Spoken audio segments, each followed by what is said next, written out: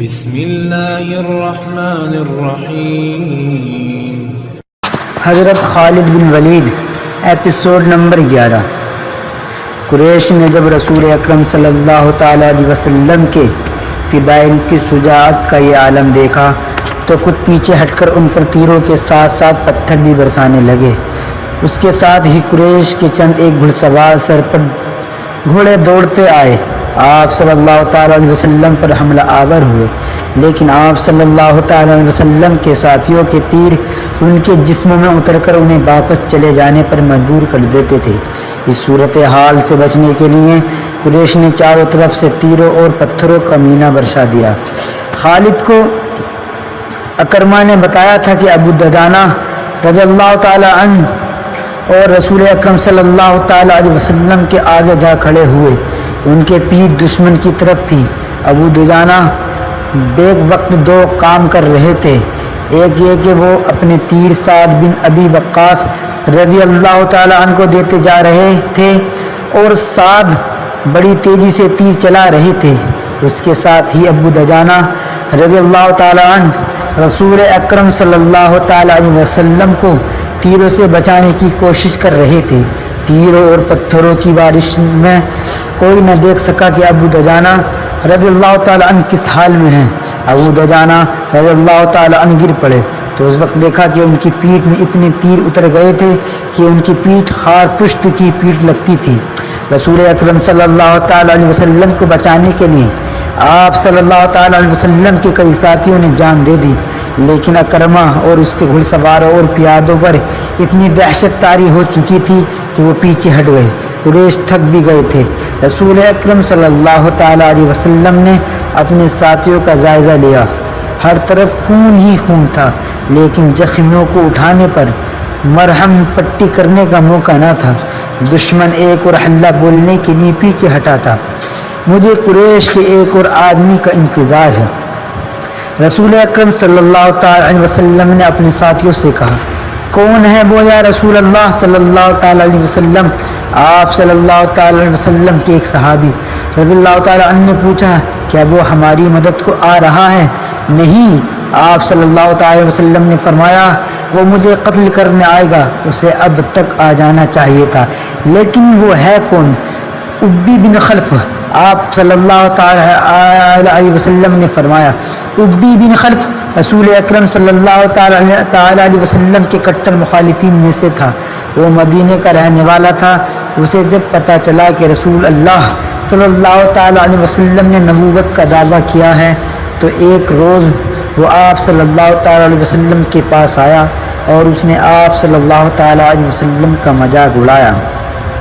آپ صلی اللہ تعالی علیہ وسلم نے تحمل اور بردباری سے اسے اسلام قبول کرنے کی دعوت دی۔ کیا تم مجھے اتنا کمزور سمجھتے ہو کہ میں تمہارے اس بے بنیاد عقیدے کو قبول کر لوں گا؟ ابی بن خلف نے گستاخانہ لہجے میں کہا تھا، میری بات غور سے سن لے، محمد صلی اللہ تعالی علیہ وسلم کسی روز میرا گھوڑا دیکھ لینا، اسے میں اس وقت کے لیے موٹا تازہ کر رہا ہوں جب تم قریش کو پھر کبھی جنگ کے لیے للکارو گے۔ اب بدر کے خواب دیکھنے چھوڑ دو، میں اس گھوڑے پر سوار ہوں گا اور تم مجھے میدان جنگ میں اپنے سامنے دیکھو گے، اور میں اپنے دیوتاؤں کی قسم کھا کر کہتا ہوں کہ تمہیں اپنے ہاتھوں قتل کروں گا۔ ابی رسول خدا صلی اللہ تعالی علیہ وسلم نے مسکرا کر کہا تھا، زندگی اور موت اس اللہ کے اختیار میں ہے، اس نے مجھے نبوت عطا فرمائی اور مجھے گمراہ لوگوں کو سیدھے راستے پر لانے کا فرض سونپا ہے۔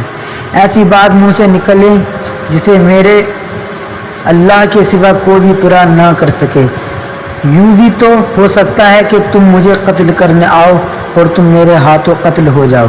ابی بن خلف رسول اللہ صلی اللہ تعالی علیہ وسلم کی اس بات پر طنزیہ ہنسی پڑا اور ہنستا ہوا چلا گیا۔ اب احد کے معرکے میں رسول خدا صلی اللہ علیہ وسلم کو ابی بن خلف یاد آ گیا۔ جو ہی آپ صلی اللہ تعالی علیہ وسلم نے اس کا نام لیا تو دور سے ایک گھوڑا سر پر دوڑا آیا۔ سب نے ادھر دیکھا۔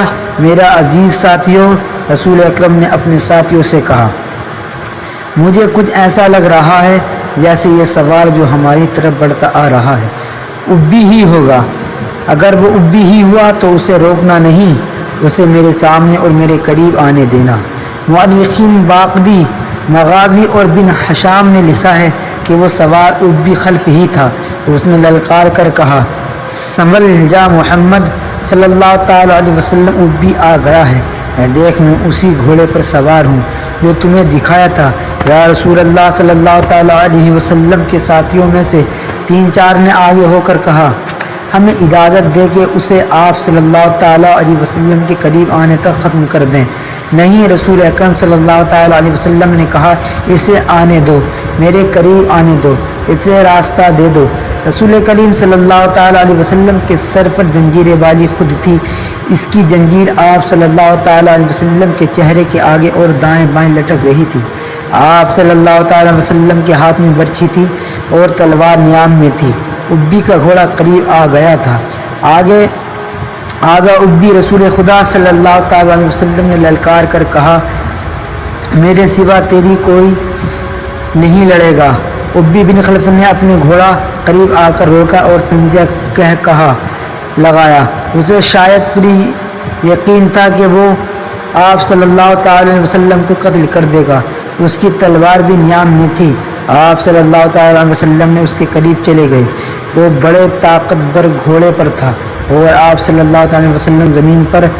اس نے ابھی تلوار نکالی ہی تھی کہ آپ نے آگے بڑھ کر اور اچھل کر اس پر برچھی کا بار کیا۔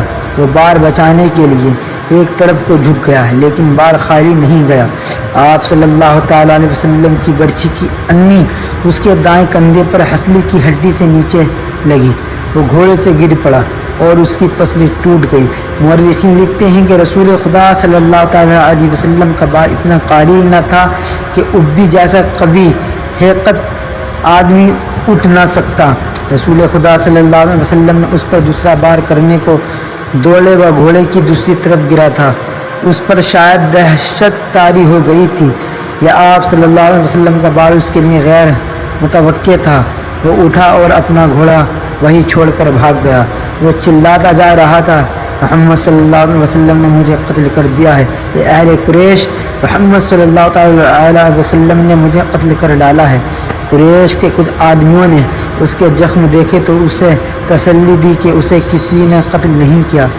زخم بالکل معمولی ہے لیکن اس پر نہ جانے کیسی کیفیت طاری ہو گئی تھی کہ اس کی زبان سے یہی الفاظ نکلتے تھے، زندہ نہیں رہوں گا۔ محمد صلی اللہ تعالیٰ علیہ وسلم نے کہا تھا کہ میں اس کے ہاتھوں قتل ہو جاؤں گا۔